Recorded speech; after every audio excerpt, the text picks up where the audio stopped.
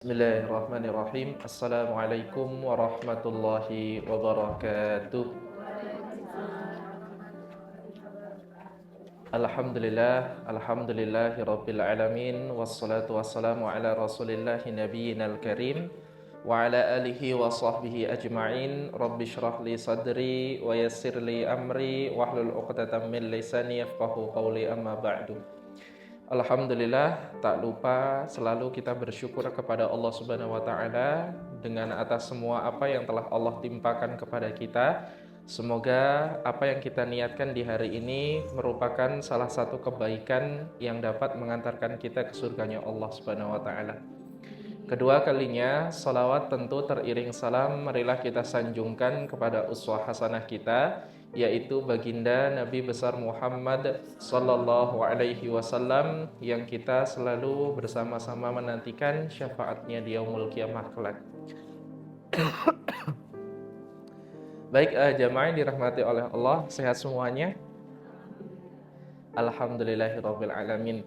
Baik, sebelum kita memulai ta'lim pada kesempatan di pagi hari ini, marilah kita mengawali dengan membaca Sayyidul Istighfar bersama-sama. Allahumma anta rabbi la ilaha illa anta khalaqtani wa ana 'abduka wa ana 'ala 'ahdika wa wa'dika mastata'tu a'udzu bika min syarri ma sana'tu abu'u laka bi ni'matika 'alayya wa abu'u bi dzambi faghfirli fa innahu la yaghfiru dzunuba illa anta. Baik, jemaah yang dirahmati oleh Allah, kami hanya mengingatkan sekarang di hari Jumat, perbanyaklah bersolawat kepada Nabi Sallallahu Alaihi Wasallam dan lakukan sunnah-sunnah yang lain yang bisa kita kerjakan. Salah satu di antaranya apa? Membaca surah Al-Kahfi. Mau 10 ayat pertama itu baik, 10 ayat terakhir juga baik, atau mau 110 sekaligus pun itu lebih baik. Karena semakin banyak ayat suci Al-Quran yang dibaca, maka akan semakin banyak juga takaran pahala yang akan Allah berikan kepadanya. Dan yang ketiga, jangan lupa yang belum potong kuku, hendaknya untuk memotong kuku. Kalau bawa petokan kuku sekarang, pemotong kuku sekarang, silakan ambil sambil ini nggak apa-apa jamaah. Cuma di bawah ya, jangan di atas.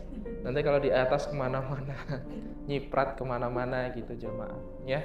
Dan cara memulainya pun Masya Allah, Nabi pun mencontohkan. Jadi ada sunnah di dalam sunnah jamaah. Potong kuku itu sunnah, tapi cara motong kukunya juga ada sunnahnya jamaah.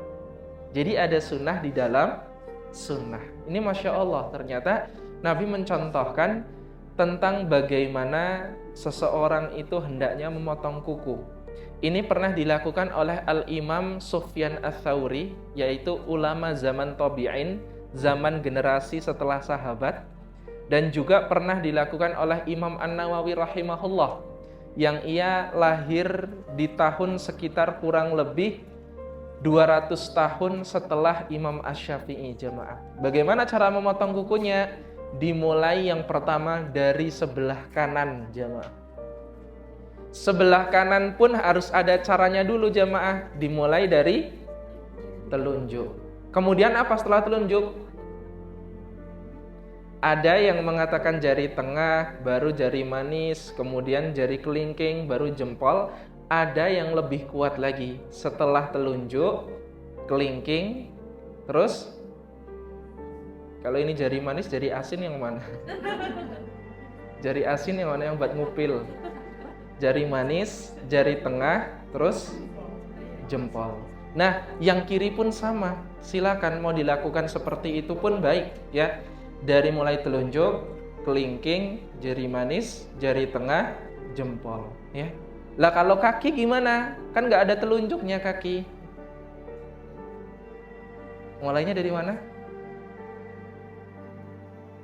Dari yang kelingking. Dari jempol. Sama ya. Motong kaki juga sama kayak tangan ya. Mulainya tetap dari kanan.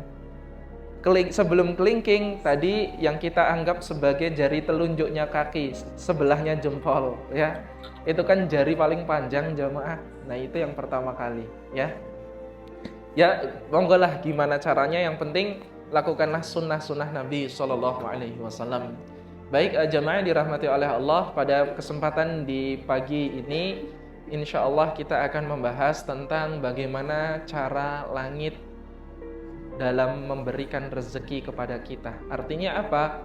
Allah itu akan membukakan pintu-pintu langitnya untuk memberikan banyak sekali rezeki, jemaah. Jadi Allah Subhanahu wa Ta'ala sebelum menciptakan manusia itu, Allah itu sudah menetapkan anggarannya, jemaah.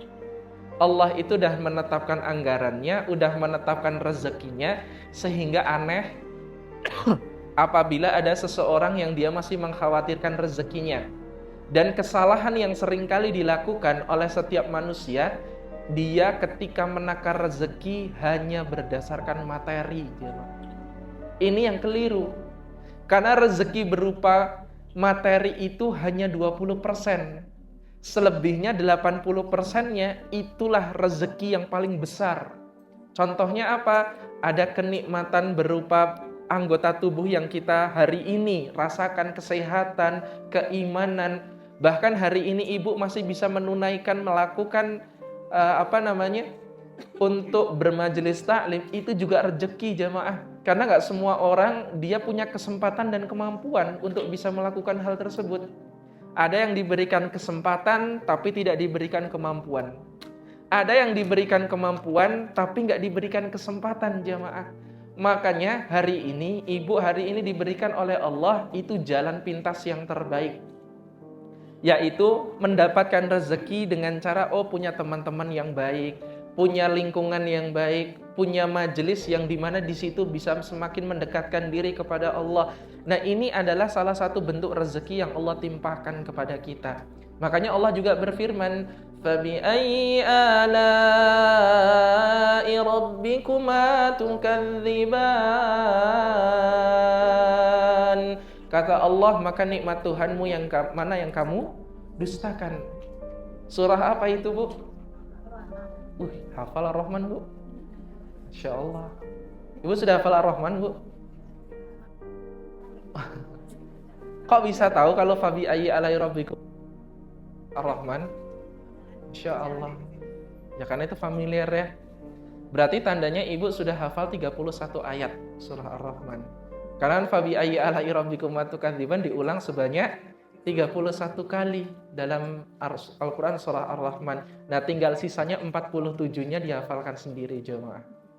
Nah, ini pada kesempatan kali ini kita akan melihat sebab-sebab bagaimana cara Allah membukakan pintu rezeki. Tapi sebelum itu, jemaah, saya akan sedikit mengisahkan satu kisah di dalam ayat suci Al-Quran, yaitu Quran surah ke-28, surah Al-Qasas.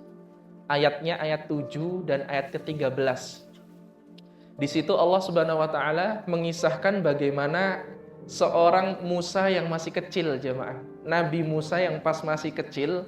Jadi sebelum itu, jemaah, ini nanti ada konsep rezeki dan konsep rencana Allah yang terkadang itu lebih baik dari apa yang kita rencanakan, jemaah.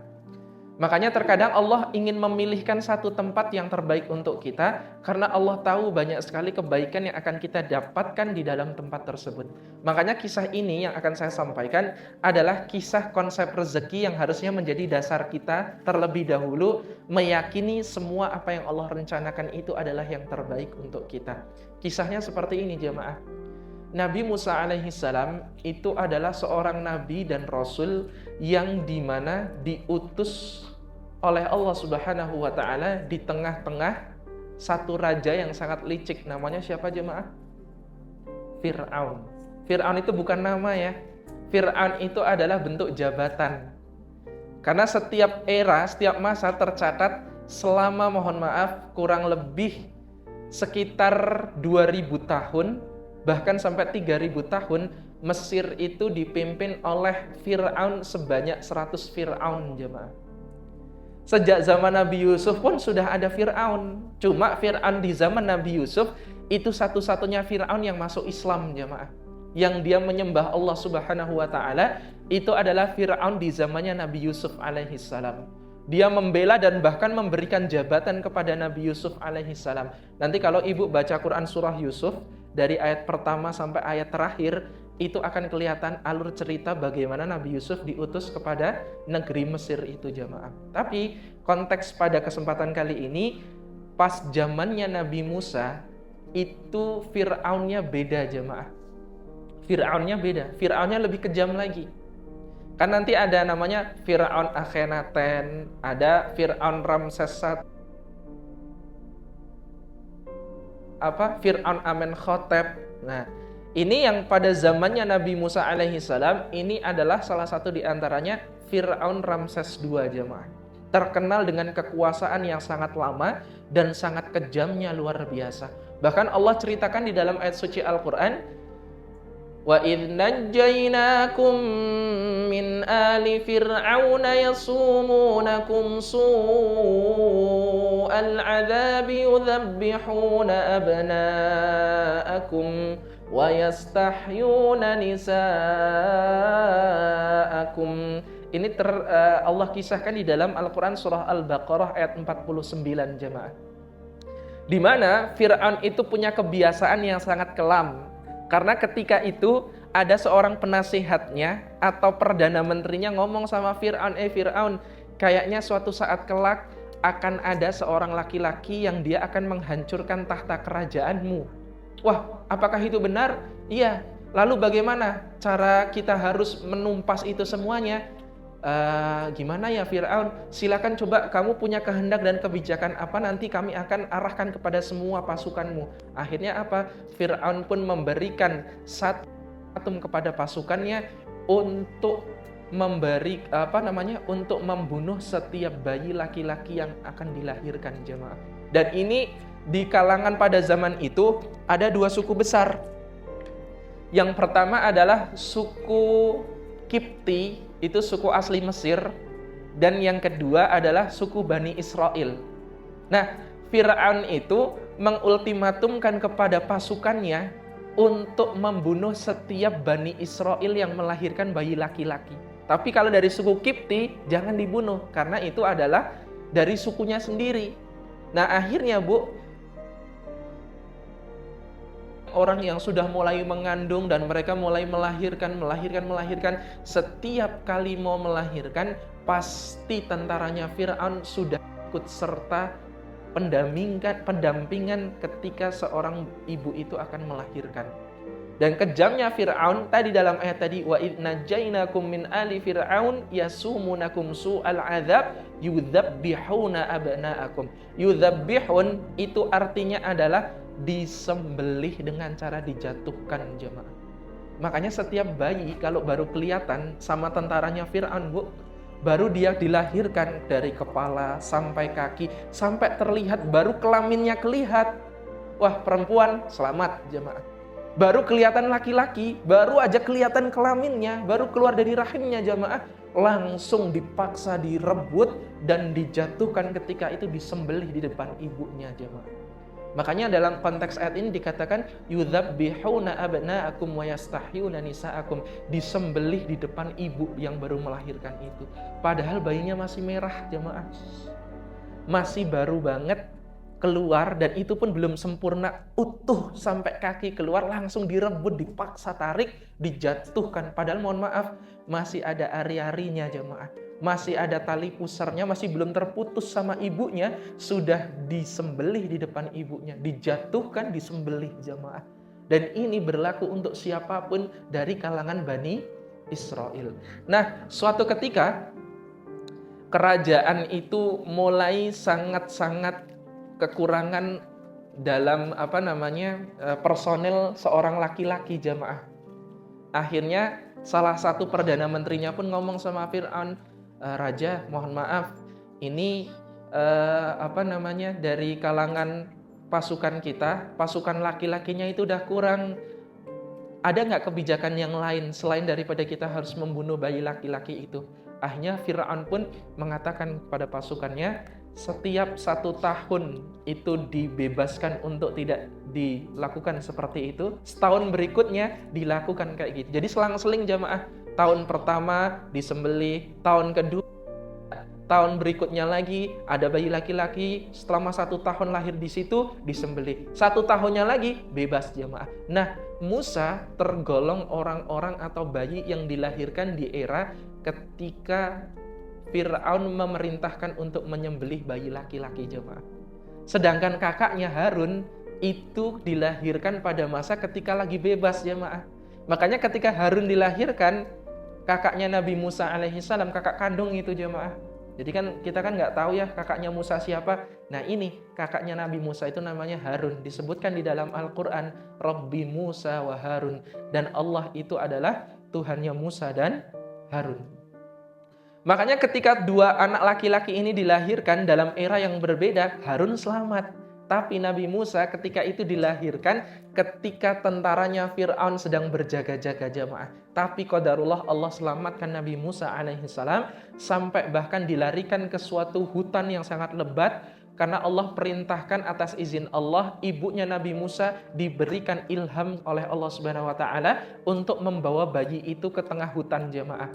Tapi dia masih merasa kayaknya nggak aman nih. Akhirnya apa yang dilakukan sama ibunya Nabi Musa jamaah? Menggunakan keranjang itu, bayinya ditaruh di keranjang, dialirkan ke sungai Nil jamaah. Tapi nggak langsung dialirkan gitu aja, ditali jamaah. Jadi setiap kali ada tentaranya Fir'aun, itu pasti kalau bahasa kita apa ya jamaah? Kelah, dialirkan. Tapi tetap ditali jamaah. Tujuannya apa? Kalau udah aman tentaranya Fir'aun udah nggak lihat jamaah, ditarik lagi. Tarik lagi. Jumpa lagi, disusuin lagi jamaah. Nanti kalau ada tentaranya Fir'aun lagi lewat. Lah, atas izin dari Allah Subhanahu wa taala, akhirnya Allah memerintahkan ibunya Musa itu untuk melepas talinya. Setelah dilepas talinya, sedangkan ada Fir'aun, ada istrinya Fir'aun, siapa namanya Bu? Asiyah. Dia sedang bersantai-santai di antara pinggiran sungai ketika itu jemaah. Lagi bersantai-santai, lagi menikmati pemandangan senja di sore hari gitu Bu. Tiba-tiba ada satu keranjang yang masuk ke dalam istananya ketika itu jemaah. Langsung diambil sama Asiyah. Loh, ini ada seorang bayi laki-laki, Masya Allah, ini kok lucu banget orangnya. Akhirnya apa? Fir'aun yang lihat kejadian itu, dia marah besar. Jangan kamu ambil anak Bani Israel itu, karena ketahuan. Nah tapi pada waktu itu atas izin dari Allah, Asiyah berkata kepada Fir'aun, suamiku nggak apa-apa lah, kan kita juga lama nggak punya keturunan. Karena saya kan juga memerintahkan kamu jangan menyentuh saya kan. Tapi saya pengen banget punya keturunan. Nah mungkin ini kesempatan Allah untuk memberikan saya keturunan. Bilangnya bukan Allah sih, Tuhan jemaah. Akhirnya apa? Ya sudah, kalau gitu dipelihara jemaah. Dipelihara nggak tuh? Diasuh sama Asiyah itu. Setelah diasuh sama Asiyah sebegitu lamanya jemaah dirahmati oleh Allah, akhirnya Musa itu pun mulai menangis. Menangis terus jemaah. Kenapa ya kok nangis terus?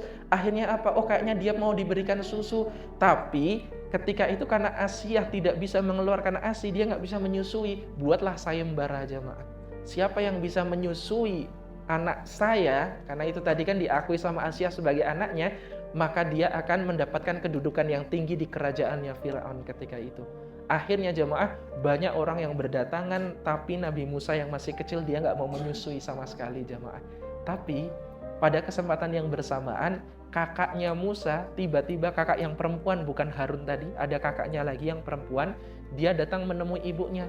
Ibu, ini katanya di kerajaan Fir'aun itu ada sayembara untuk menyusui seorang anak bayi, dan itu ternyata adik Bu, itu adik, itu Musa. Ibu mau nggak datang ke istana untuk menyusui? Oh iya, ayo. Akhirnya dibawalah ibu itu tadi ke istana. Setelah datang ke istana, tadinya yang bayinya nangis Bu. Baru ngelihat ibunya, belum sampai dipegang, apalagi disusui, udah diem bayinya jemaah. Diserahkan sama Asiyah. Ini Bu, ibu dari tadi itu banyak orang yang datang, tapi mereka nggak ada yang bisa untuk menyusui. Tapi ibu baru datang, tiba-tiba bayi ini langsung diam. Silakan Bu, saya mohon untuk disusui, nanti ibu akan mendapatkan balasan yang besar untuk mendapatkan kedudukan yang besar di kerajaan ini. Setelah diserahkan bayi itu, disusuilah sama ibunya jamaah. Dan luar biasanya Asiyah memerintahkan ibunya untuk tinggal di kerajaan itu jamaah. Ini kan tanda walaupun seseorang terkadang harus berpisah dulu sama anaknya, lama jemaah, kadang mengerikan sekali karena harus sampai kepada Fir'aun. Kan tahu sekali itu, Fir'aun itu gimana orangnya jemaah. Tapi Allah punya rencana yang lebih indah. Dengan cara apa? Ya seperti itu alurnya jemaah. Akhirnya ibunya pun bisa bertemu sama anaknya kembali tanpa harus merasa bahaya akan menghampirinya jemaah. Karena udah aman kan di situ. Fir'aun udah nggak akan lagi bunuh itu orang kan. Tapi penasehatnya masih bilang lagi sama Fir'aun, Fir'aun, ini bayi laki-laki bahaya loh. Kita tetap harus membunuh satu anak ini. Kalau enggak ini akan membahayakan tahta kerajaanmu. Akhirnya apa jamaah? Mau direbut sama Fir'aun itu anak tadi, yang itu adalah Nabi Musa ketika masih kecil. Akhirnya Allah mengilhamkan Musa yang masih kecil itu untuk bermain-main di sekitaran kerajaannya Fir'aun. Tiba-tiba Fir'aun datang, aku harus membunuh anak ini. Sekarang juga, apa kata Asiyah jamaah? Jangan, kalau kamu membunuh, saya akan pergi dari sini. Saya nggak mau kamu membunuh anak ini. Kalau kamu pengen tahu ini anak sudah berakal atau belum, coba berikan bara api, satu bara api, dan yang satu berikan kurma. Kalau dia memilih kurma, berarti dia berakal. Tapi kalau yang dipilih adalah bara api, maka sesungguhnya dia adalah orang-orang yang belum memiliki akal. Akhirnya apa jamaah? Disediakan bara api dan disediakan kurma. Atas izin dari Allah, yang diambil adalah bara api jamaah. Bara api kemudian dimasukkan ke dalam mulutnya. Dan itulah yang menjadikan kenapa kok Nabi Musa diceritakan dalam sebagian riwayat itu cadel jemaah. Cedal. Makanya ketika dia mau berdakwah itu kan ada doanya kan? Rabbishrah li sadri wa yassir li amri wahlul 'uqdatam min lisani yafqahu qawli. Lah inilah asal usulnya kenapa Nabi Musa berdoa kepada Allah untuk dimudahkan lisan itu untuk berkata jemaah.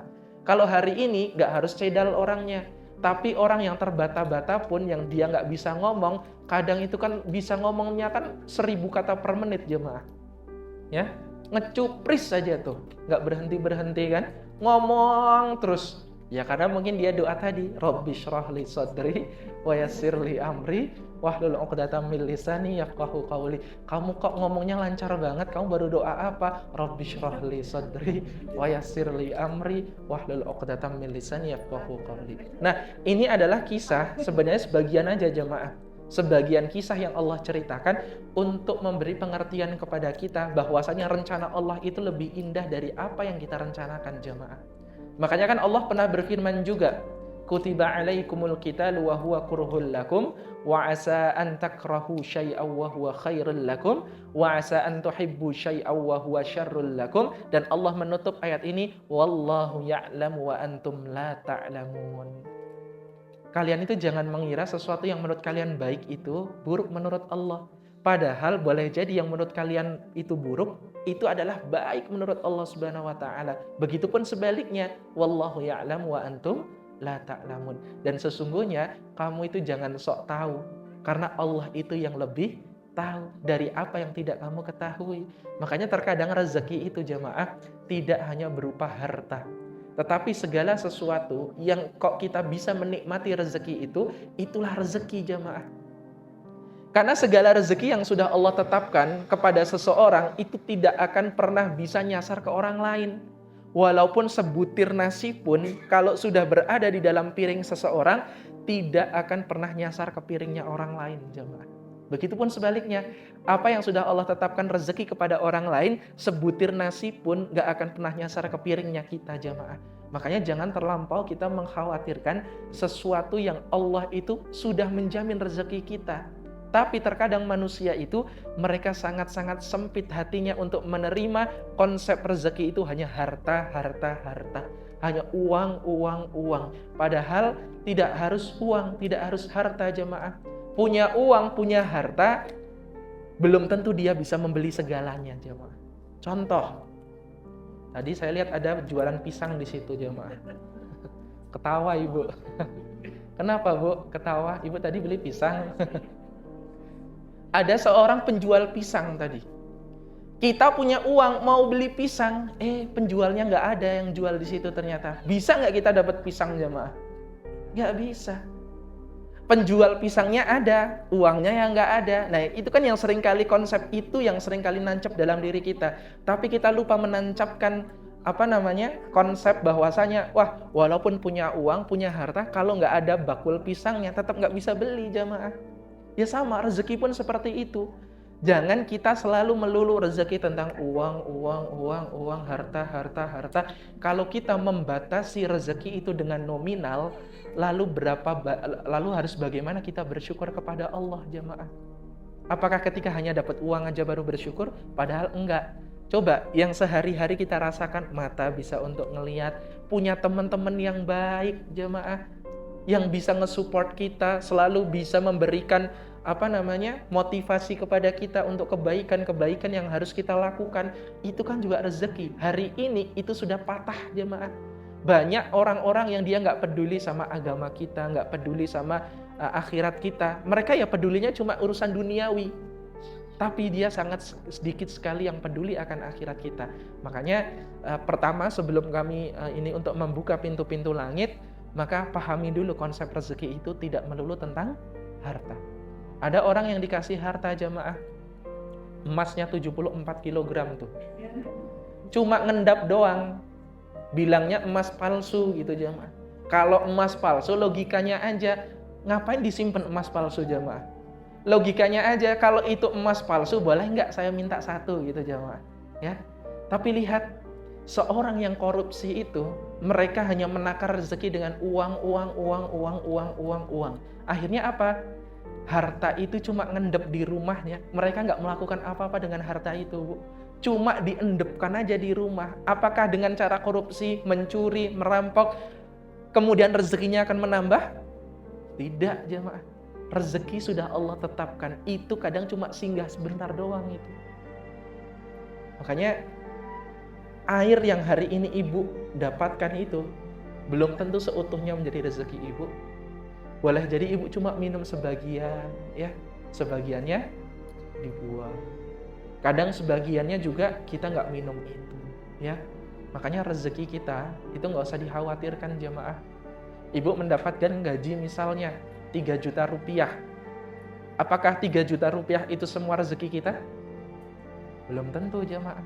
Boleh jadi ada rezeki orang lain yang lagi nyelip di rezeki kita juga, ya.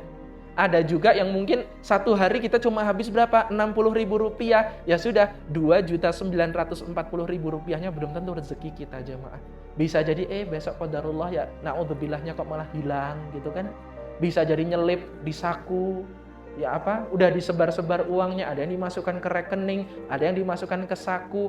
100.000 dimasukkan ke saku, Bu. HP-nya dimasukkan ke saku yang sama. Ketika ngambil HP, nggak kerasa 100.000-nya jatuh. Ditutur sama orang jamaah. Alhamdulillah rezeki anak soleh gitu jamaah. Ini kan konsep rezeki itu nggak melulu segala sesuatu yang kita dapatkan itu belum tentu rezeki kita secara utuh.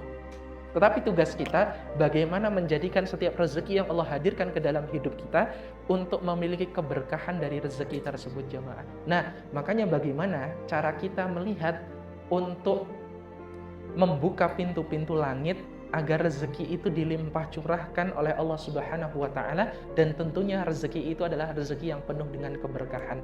Ada 5 cara yang dimana 5 cara ini sudah Allah tetapkan di dalam ayat suci Al-Quran, dan saya rangkum jamaah. Saya rangkum agar mudah untuk kita pelajari. Yaitu ada 5 cara agar Allah mempercepat jalan rezeki kita, dan Allah membukakan pintu-pintu langitnya untuk memberikan ridho kepada kita untuk mendapatkan rezeki yang dipenuhi dengan keberkahan. Ada 5 jamaah. Yang pertama, cara untuk mendapatkan rezeki dari pintu langit yang dibukakan oleh Allah itu adalah memperbanyak istighfar jamaah. Kenapa sih kok istighfar terus istighfar? Karena setiap rahmat yang akan Allah hadirkan kepada kita itu haruslah diawali dengan setiap istighfar jemaah. Jadi jangan dikira setiap istighfar yang kita lakukan dalam kehidupan sehari-hari itu nggak bermakna di hadapan Allah. Tidak, Bu. Setiap istighfar satu kali yang kita ucapkan itu bisa membuka pintu langit, jamaah. Astaghfirullah, astaghfirullahaladzim, astaghfirullah wa atubu ilaih. Atau yang lebih dahsyat, Allahumma anta rabbi la ilaha illa anta, dan seterusnya. Itu bisa membukakan pintu-pintu langit untuk mencurahkan rezekinya, jamaah. Dalilnya apa?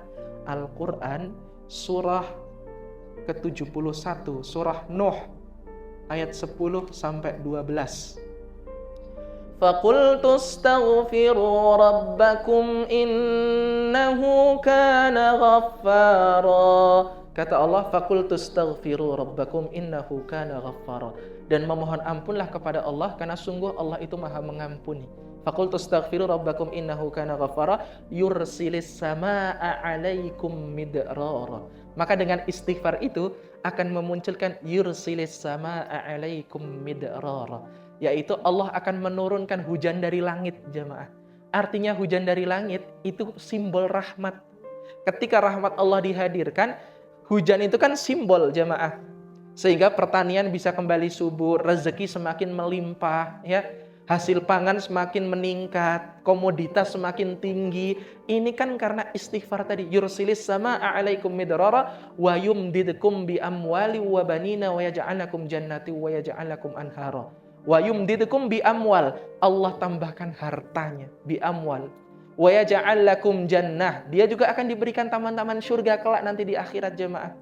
Wa yumdidkum bi amwali wa banin. Dia akan diberikan anak keturunan yang soleh-solihah kelak. Wa yaj'al lakum jannati wa yaj'al lakum anhara, dan dia akan diberikan sungai. Sungai, kok sungai? Kenapa kok diberikan sungai? Sungai itu sebagai simbol, Bu. Sungai itu kan mengalir, kan? Allah ingin memberikan gambaran orang yang selalu beristighfar, rezekinya akan dialirkan seperti sungai yang mengalir deras, jemaah. Dan ini yang Allah sampaikan di dalam Al-Quran surah Nuh ayat 10 sampai 12. Ini sebagai landasan, istighfar ternyata mampu mempercepat, membukakan pintu-pintu langit dalam memberikan rezeki kepada setiap orang yang dikehendaki oleh Allah. Contohnya siapa, Bu? Maryam. Maryam itu kan diceritakan juga tuh di dalam Al-Quran surah Ali Imran ayat ke-37. Allah Subhanahu wa ta'ala berikan gambaran, pada waktu itu Maryam itu punya kebiasaan seringkali berada di mihrab di rumahnya, atau di musola lah, jemaah, tempat ibadah di dalam rumahnya. Dia itu selalu berdoa terus sama Allah, perbanyak istighfar terus sama Allah.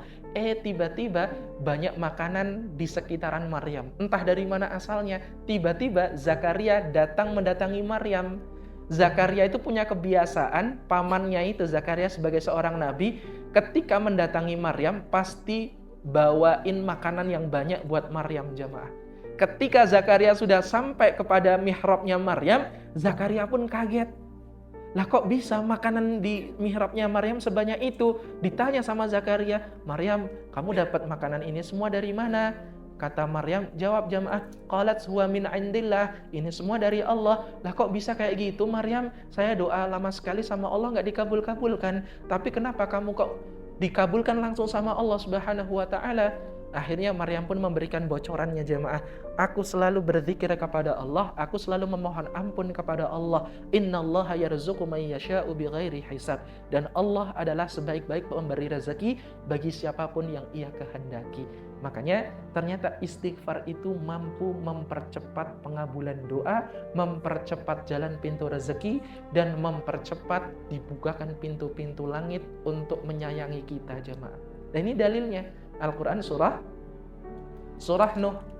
Ada juga dalil yang kedua di dalam Al-Quran surah ke-8, surah Al-Anfal ayat 33.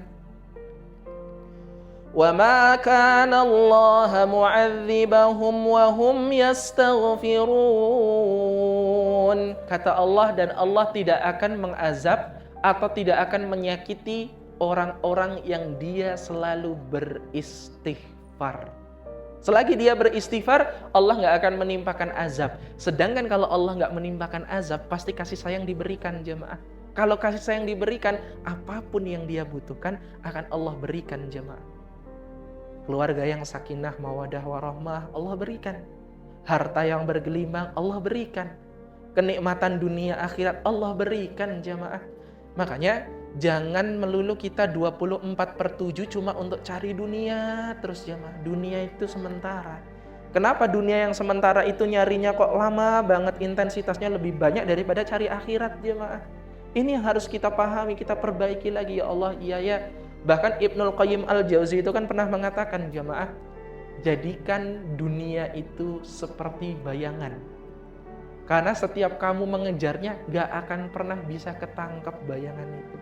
Tapi kalau kamu biasa aja gak ngejar tuh bayangan, maka bayangan itulah yang akan ngejar diri kita sendiri jamaah. Itulah konsep rezeki dan konsep dunia yang dibawakan oleh Ibnul Qayyim Al-Jauzi. Jangan kita terlalu fokus cari rezeki dunia terus, cari untuk akhiratnya jamaah, cari untuk akhiratnya. Ya salah satu diantaranya dengan cara apa? Istighfar. Nah, nanti ayatnya silakan mau ditulis, nanti dibaca-baca sendiri ya, dicari-cari sendiri untuk lebih menambah pemahaman kita agar lebih kagum sama Allah Subhanahu wa taala. Oh, ternyata gini ya caranya Allah Subhanahu wa taala dalam mengabulkan setiap doa kita ya, dan lain sebagainya. Yang kedua, dengan cara sedekah jemaah. Maaf Bu, orang itu banyak berpandangan sedekah semakin miskin lah, sedekah semakin miskin. Karena apa? Uangnya harus dicemplungin gitu kan, uangnya harus diberikan ke orang lain. Kita menganggap dengan matematika dunia kita jemaah, uangnya habis, uangnya udah nggak ada nih. Padahal setiap kali kita bersedekah jemaah, Allah akan ganti itu dengan berlipat-lipat. Saya tanya kepada ibu hari ini, ketika ibu bersedekah, masih bisa makan nggak? Masih? Ketika ibu bersedekah, masih hidup nggak? Tapi kenapa seseorang mengkhawatirkan untuk dia bersedekah? Padahal sedekah itu melipat gandakan semua apa yang akan menjadi milik kita jemaah. Sedekah itu kayak peredaran darah. Semakin banyak dikeluarkan, maka semakin lancar peredaran darah itu. Karena peredaran darah kalau ada kolesterol, ya, lemak jahat di dalam tubuh kita, maka itu nggak akan mudah dalam pengaliran darah tersebut ke seluruh tubuh. Begitupun sama. Harta yang kita miliki itu seperti peredaran darah. Semakin kita giat mengeluarkan itu, semakin lancar harta yang akan Allah timpakan kepada kita. Nggak cuma harta, rezeki jemaah. Rezeki, kesehatan, ya. Ada orang yang penghasilannya 50 juta per bulan, mohon maaf. Tapi dia sakit, ya, harus mengeluarkan biaya yang banyak. Ada orang yang penghasilannya cuma 1 juta setiap bulan, tapi dia sehat terus jemaah, Masya Allah. Nah ini menunjukkan Allah itu adil jemaah. Allah itu adil. Allah memberikan uang agar dia bisa berobat. Dan Allah nggak memberikan uang kepada orang itu karena dia udah sehat jemaah. Makanya takaran adil menurut Allah itu bukan sama. Takaran adil menurut Allah sesuai dengan kebutuhan kita jemaah. Apa yang kita butuhkan, di situ Allah adil banget sama kita jemaah. Oh, kamu butuh harta untuk apa? Menolong masyarakat setempat. Akhirnya Allah titipkan harta jemaah. Digunakan untuk menolong masyarakat setempat. Di situ Allah tambahkan, semakin tambahkan nikmatnya. Semakin ditambah. Apa dalilnya? Al-Quran surah ke-34. Surah Saba jemaah. Al-Quran surah ke-34. Surahnya surah Saba. Di sini Allah Subhanahu wa taala sampaikan ayat 33.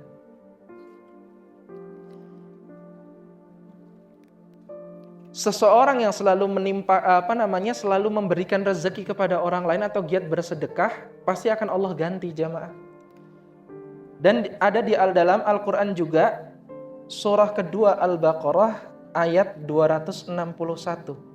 Di sini Allah sampaikan, Mathalul ladzina yunfiquna amwalahum fi sabilillah kamathali habbatin anbatat sab'a sanabila fi kulli sumbulatin mi'atu habbah. Allah akan lipat gandakan 700 kali lipat kebaikan untuknya jemaah. sebagian harta diinfakkan kepada Allah, maka itu akan memberikan satu titik di mana Allah akan berikan berlipat ganda berupa 700 kali lipat kebaikan jemaah. Makanya ini salah satu juga cara Allah itu memberikan rezeki. Allah membukakan pintu-pintu langitnya dengan sedekah jemaah. Semakin banyak sedekah, semakin Allah timpakan banyak harta kepadanya. Rezeki Allah timpakan. Kayak ibu kalau nabung di ATM, Bu. Ibu kenal nggak kalau di ATM sama orang-orang bank kenal semuanya? Enggak kan? Kenapa kok ibu sebegitu percayanya menitipkan uang di bank itu? Kenapa? Aman. Lah kenapa kok dititipin sama Allah dengan cara sedekah, kok kita ngerasa kayak nggak aman kayaknya gitu kan, nggak dibalas sama Allah nanti. Padahal kan Allah itu adalah Al-Amin. Ya, Allah itu yang maha memberikan aman kepada kita jemaah. Termasuk di antara sedekah yang kita tunaikan, Allah mengamankan harta kita kok. Allah nggak akan menghilangkan harta kita, Allah ganti jemaah yang lebih baik daripada sebelumnya. Tapi masalahnya manusia itu mereka nggak percaya. Dia lebih percaya sama orang bank daripada percaya sama Allah jemaah.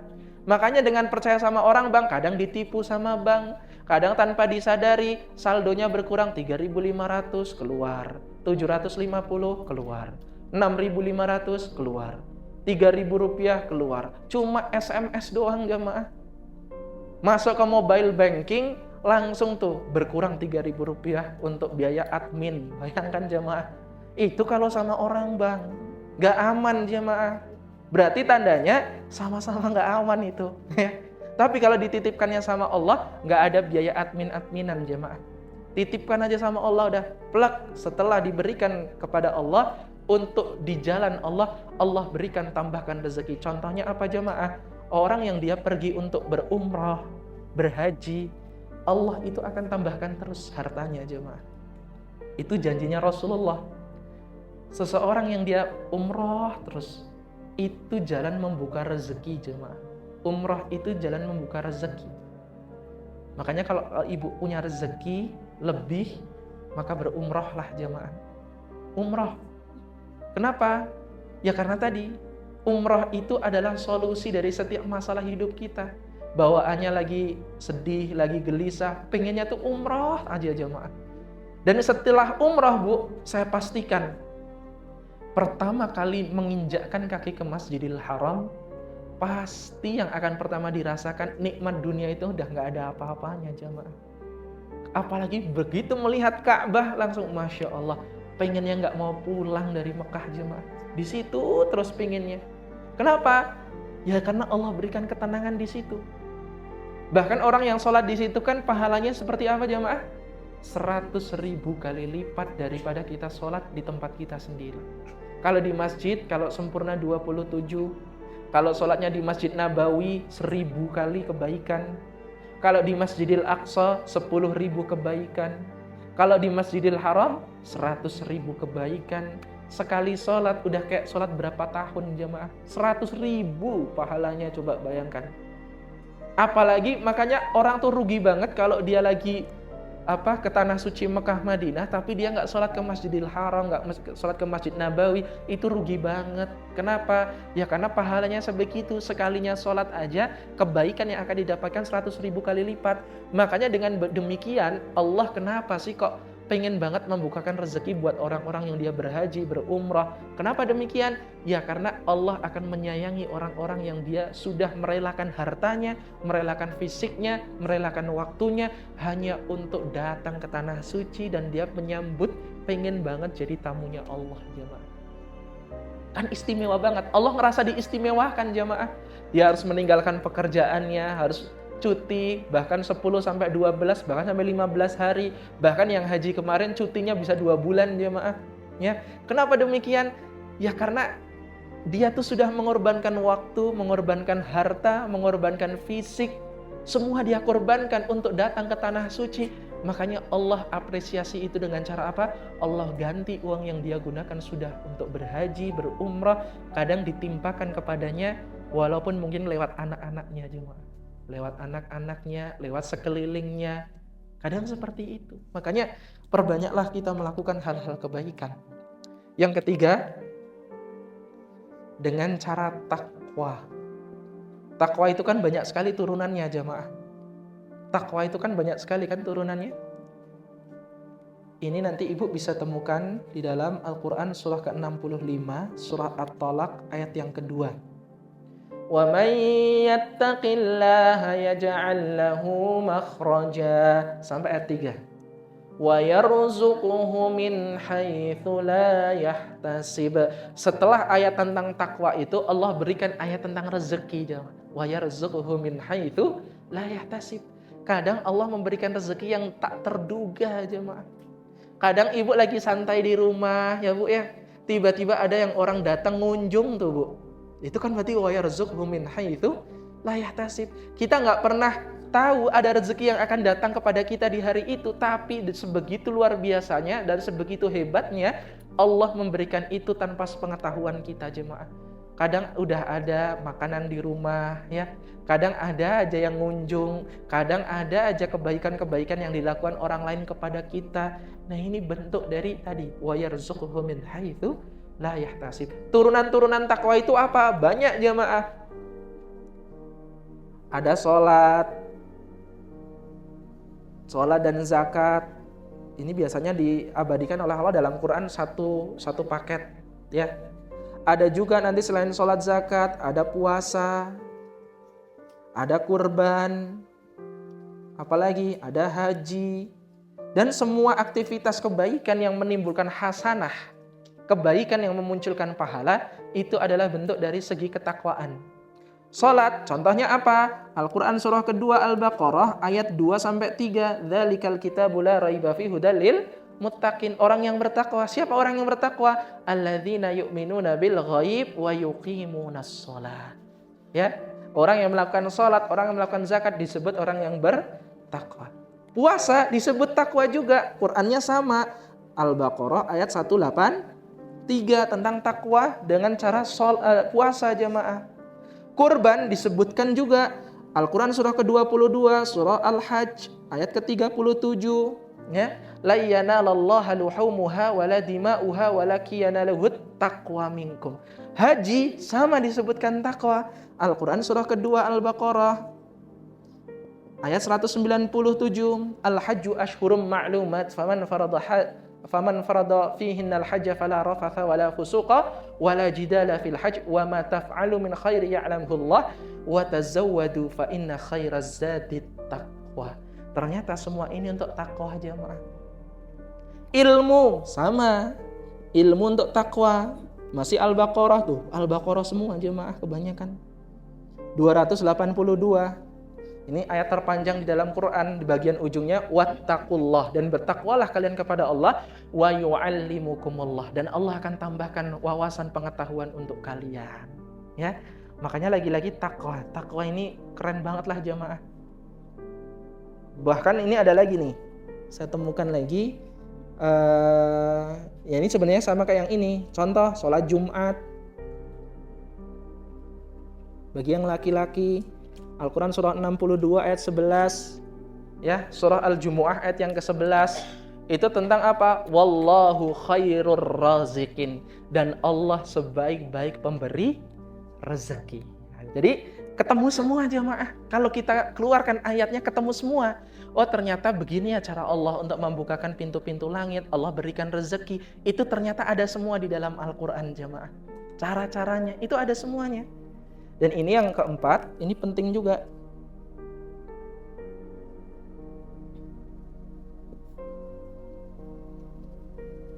Birrul walidain, atau berbuat baik kepada orang tua. Allah itu selalu memerintahkan kita untuk berbuat baik kepada orang tua. Kenapa sih kok berbuat baik bukan membalas kebaikan? Kenapa jemaah? Diksi yang digunakan itu Allah perintahkan kita untuk berbuat baik kepada orang tua, bukan membalas kebaikan orang tua. Beda nggak membalas kebaikan sama berbuat baik? Beda ya? Kenapa kok tidak menggunakan diksi membalas kebaikan? Karena mohon maaf, setiap kita nggak akan pernah mampu membalas kebaikan dari orang tua. Kalau Allah sudah memberikan itu kepada kita, memberitahu kepada kita, kita nggak akan pernah mampu membalas kebaikan orang tua sebagaimanapun jemaah. Maka tolong berikanlah suatu kebaikan kepada orang tua itu. Lakukan kebaikan kepada orang tua. Banyak banget langkah-langkahnya jemaah. Nanti di antaranya saya tuliskan ayatnya, nanti ibu bisa cari sendiri. Al-Quran surah kedua Al-Baqarah lagi jemaah 83 ya.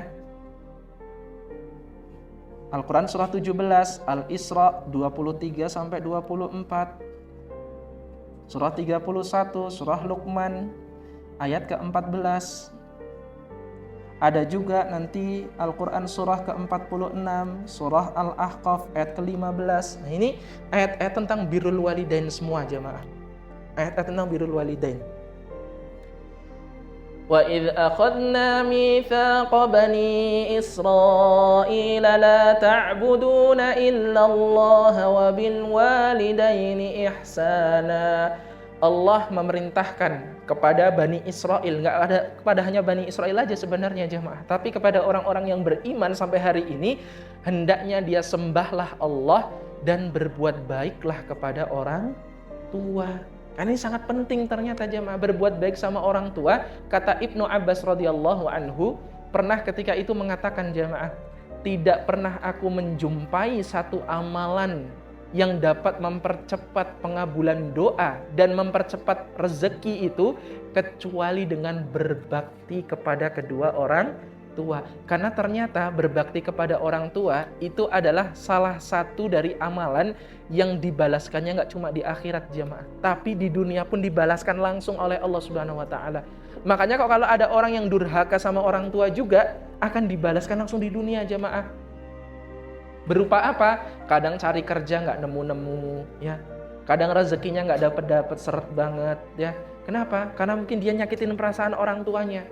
Ibu tahu kisahnya Alqamah, bagaimana Alqamah itu nggak durhaka loh sama ibunya, Bu. Alqamah itu cuma pernah nyakitin perasaan ibunya sedikit, nggak sengaja, gara-gara istrinya. Dia selalu mengutamakan apa-apa istrinya, apa-apa istrinya, apa-apa istrinya. Sampai satu ketika dia mau wafat jamaah, sakaratul mautnya sangat berat sekali, sulit banget jamaah. Datanglah para sahabat ketika itu, ya ini gimana ini? Alqamah kok bisa seperti ini? Padahal Alqamah orang yang ahli ibadah, ahli sedekah, ahli Quran. Tapi kenapa dia harus seperti ini? Apa yang menjadikan dia seperti ini? Dipanggillah Rasulullah SAW. Ya Rasul, ini Alqamah ini kok dia sakaratul mautnya berat sekali ya Rasul. Kamu punya solusi nggak Rasulullah? Akhirnya Rasul pun mengatakan, Alqamah masih punya orang tua nggak? Masih ya Rasulullah. Di mana orang tuanya? Ibunya tinggal di ujung kota ya Rasulullah. Temui ibunya, tolong memintakan ridho kepada ibunya kalau Alqamah sedang sakaratul maut. Akhirnya beberapa kalangan para sahabat itu pun mendatangi rumah ibunya Alqamah jamaah. Bu, mohon maaf, ini Alqamah sedang sakaratul maut. Ibu, kata Rasulullah, suruh memberikan ridho kepada Alqamah. Apa kata ibunya ketika itu, Bu? Kalau bahasa wanasaba orakas. Orakas, jidor gitu jamaah. Saya nggak kenal sama orang itu. Saya juga nggak tahu itu siapa. Tadi siapa namanya? Alqamah. Saya nggak kenal itu siapa. Bu, mohon maaf. Apa yang menjadikan ibu seperti itu, Bu? Udahlah, pergi aja, pergi. Saya udah nggak mau. Akhirnya apa jemaah? Sahabat utusan Nabi pun pulang kembali kepada Rasulullah. Dia mengadukan kejadian itu kepada Rasul. Ya Rasul, mohon maaf. Ini tadi kata ibunya seperti ini, diceritakan semua kejadiannya. Rasulullah pun mengatakan jemaah, ya sudah, kalau tidak mau memberikan ridha, bilangkan ke ibunya hari ini juga Alqamah harus dibakar. Akhirnya apa jemaah? Ketika itu sahabat itu kembali ke rumahnya ibunya, bilang, Bu, kalau ibu nggak memberikan ridha, kata Rasulullah, Alqamah mau dibakar. Langsung tuh ibunya, karena masih punya rasa sayang jemaah, akhirnya dia menyampingkan rasa sakitnya, dia menemui ke rumahnya Alqamah itu. Setelah datang ke rumahnya Alqamah, diceritakan semua kejadiannya jemaah. Ya Rasul, dia itu dulu pernah nyakitin saya. Apa yang dia lakukan wahai ibu? Kata ibunya, Bu, cuma mengatakan seperti ini. Dulu ketika saya lagi mengidam-idamkan satu baju, dikira baju itu buat saya. Ternyata itu bajunya buat istrinya. Saya malah dikasih baju yang jelek daripada istrinya. Itu membuat saya sakit ya Rasul. Dan dia juga pernah ketika saya meminta untuk diberikan sedikit uang atau sedikit makanan. Padahal saya nggak punya makanan di hari itu. Tapi dia mengatakan, ya Rasulullah, mohon maaf ibu, saya masih belum ada makanan. Saya makanan ini hanya cukup untuk saya dan istri saya. Saya harus izin sama istri saya dulu. Di situ saya sakit sekali ya Rasulullah. Saya yang membesarkan, saya yang memberikan kasih sayang, saya yang mengajari dia berbicara, tapi dia malahan lebih memperdulikan istrinya daripada ibunya sendiri. Ridhonya Allah itu tergantung bagaimana ridhonya orang tua. Makanya kalau ibu hari ini ngelihat orang-orang Chinese, kenapa kok dia hartanya melimpah ruah, jemaah? Karena kalau ibu ngelihat film-film Cina yang durasi pendek-pendek itu, tapi bukan drama Cina loh ya Bu ya. Nanti ini kayak gini malah ibu nontonnya drama Cina, bukan itu. Kalau itu kan CEO. Kalau yang ini beda. Ini kisah motivasi film pendek kayak gitu loh Bu. Dia kan selalu menggambarkan kisah bagaimana seorang anak meraih cita-cita kesuksesannya itu pasti akan disertai dengan bagaimana dia berbakti sama orang tuanya, jemaah. Pasti itu. Dan itu pembelajaran dari yang diajarkan orang-orang Cina, jemaah. Orang yang gak beriman saja dia bisa seperti itu, harusnya kita yang beriman bisa lebih, jemaah. Karena itu tadi perintahnya Allah Subhanahu wa taala kita untuk berbuat baik. Agar kita mampu berbuat baik. Ya. Karena ini penting banget berbuat baik sama orang tua. Kita nggak pernah bisa membalas kebaikannya. Akhirnya setelah ibunya memberikan ridho kepada Alqamah pun meninggal dengan husnul khatimah, jemaah. Dan yang selanjutnya ada juga ini kisahnya Uwais Al-Qarni. Bagaimana Uwais Al-Qarni ini kata Rasulullah adalah orang yang dia nggak dikenal di dunia, tetapi dia dikenal oleh penduduk langit, jemaah. Ketika itu Rasulullah berkata sama Umar, kalau suatu saat kamu ketemu sama Uwais, salamkan salam saya kepada Uwais. Kenapa Rasul? Kok kamu mau menitipkan salam kepada orang yang bahkan kamu gak ketemu sama sekali? Apa kata Rasulullah? Dia adalah orang yang gak dikenal di dunia, tapi dia dikenal di langit. Karena bentuk baktinya kepada ibunya. Apa yang dilakukan ketika itu jamaah? Dia menggendong ibunya untuk berhaji, jamaah. Dari Palestina sampai Masjidil Haram digendong, jamaah, 1.500 km. Digendong sampai dia tawaf, sa'i, digendong terus sama Uwais, jamaah. Karena dia tergolong orang-orang yang mohon maaf kekurangan. Dia nggak bisa nyewa unta, nggak punya perbekalan yang cukup. Akhirnya Uwais pun menggendong ibunya karena ibunya punya keinginan yang sangat tinggi untuk berhaji, jamaah. Akhirnya apa? Pulangnya juga sama digendong, jamaah. Itu masih belum mampu membalas satu tetes air susunya. Makanya Allah sampaikan kan di dalam Quran, bukan membalas kebaikan, tapi berbuat baik sama orang tua. Itu ibu, ayah, bayangkan. Dia bekerja dengan sebegitu dahsyatnya, sampai tangannya kadang mengeras, kadang dia harus mengorbankan jauh dari keluarganya, jauh dari anaknya, jauh dari istrinya. Kenapa? Karena hanya ingin berjuang bagaimana caranya agar anak dan istrinya untuk selalu hidup, jamaah. Dan ini yang selalu diajarkan. Rasulullah SAW mengajarkan, wah ini keren banget ini, seorang yang kayak gini. Bahkan ketika Rasul bertemu sama orang yang pecah-pecah tangannya, jamaah, pemecah batu itu, Rasul sampai berkata, sesungguhnya tangan yang digunakan untuk mencari nafkah akan diharamkan siksa api neraka untuk menyentuhnya. Keringatnya gak bisa kita balas, jamaah. Ayah kita, ibu kita. Saya tuh kalau bicara tentang ayah, ibu tuh kadang tuh kayak gak kuat aja sebenarnya, jamaah. Gimana perjuangannya, gimana nanti seorang ayah yang harus dia pergi jauh dari keluarganya, dia mohon maaf, kadang transferin uang hampir semuanya buat keluarganya, dia cuma nyisain sebagian, cuma buat apa? Cuma bertahan hidup. Kadang makannya cuma sama nasi sama sambal doang, jemaah. Kadang Jumat pun cuma ngambil Jumat berkah doang tuh, ya. Tapi luar biasa sebegitu perjuangan seorang ayah, luar biasa, jemaah. Kadang pulangnya setiap 1 bulan sekali, ya. Pulangnya hari Sabtu, nanti hari Ahad udah balik lagi. Capek, cuma capek di jalan, tapi dia lakukan hanya untuk pengen ketemu, kangen sama keluarganya. Ini adalah perjuangan yang sangat luar biasa. Makanya ayat-ayat ini, jemaah, yang harusnya kita pahami dengan betul.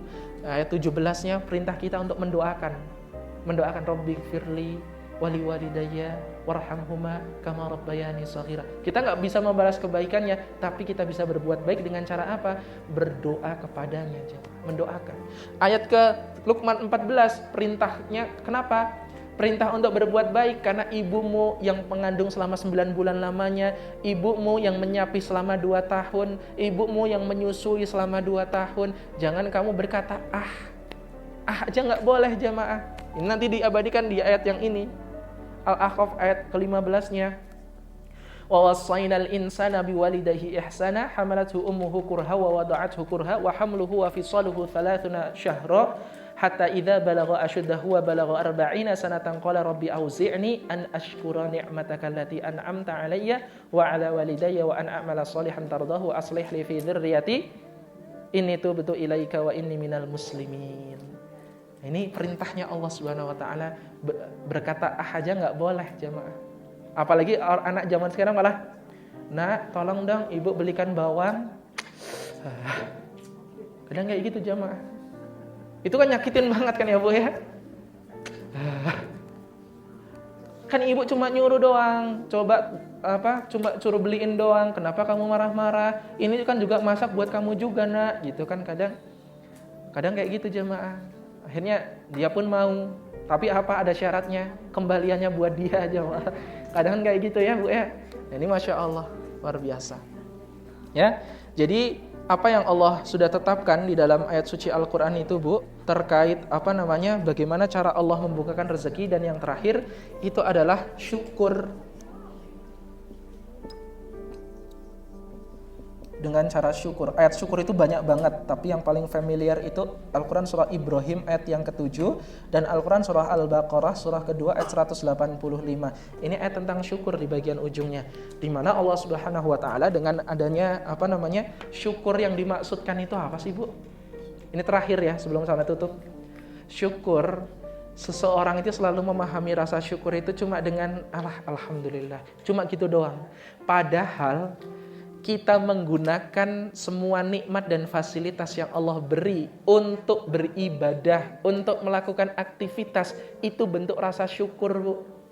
Makanya kalau Allah mengatakan, berfirman, la in syakartum la azidannakum, Allah tambahkan nikmat bagi orang-orang yang bersyukur. Bersyukur itu jangan hanya difahami sebagai alhamdulillah. Kalau alhamdulillah doang, itu belum sempurna syukurnya jemaah. Tapi dengan cara menggunakan semua fasilitas yang Allah berikan untuk beribadah atau melakukan segala aktivitas yang bernilaikan ibadah. Contoh, dia dikasih tangan, dikasih kaki. Gimana cara syukurnya jamaah? Bekerja. Gimana cara syukurnya? Beribadah.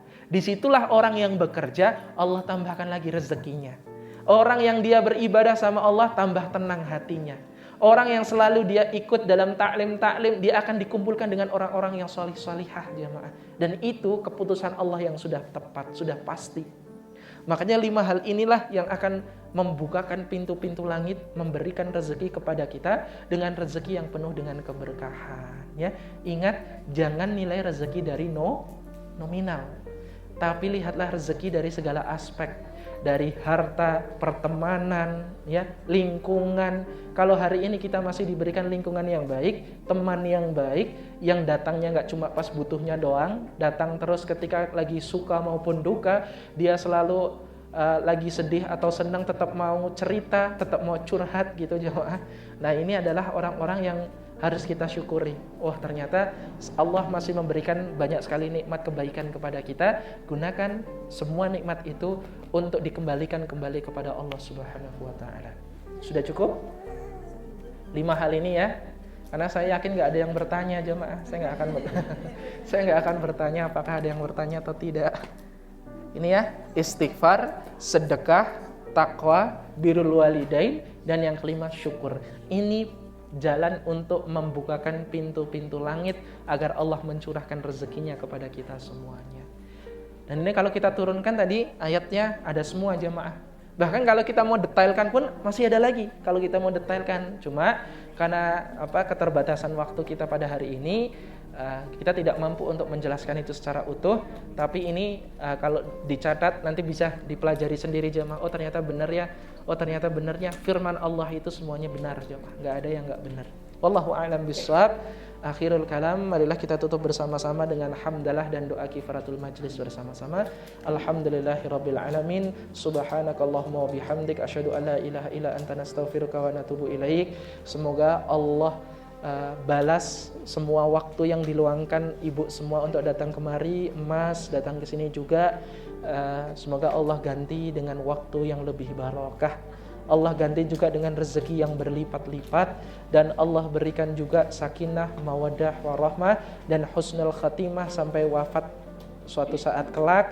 Tapi sebelum wafat, semoga Allah izinkan kita kembali ke tanah suci, ke Baitullah insyaallah. Wallahu a'lam bishawab. Mohon maaf atas segala kurang dan salah dari kami. Akhirul kalam, billahi hidayah wa bitaufiq. Wassalamualaikum warahmatullahi wabarakatuh.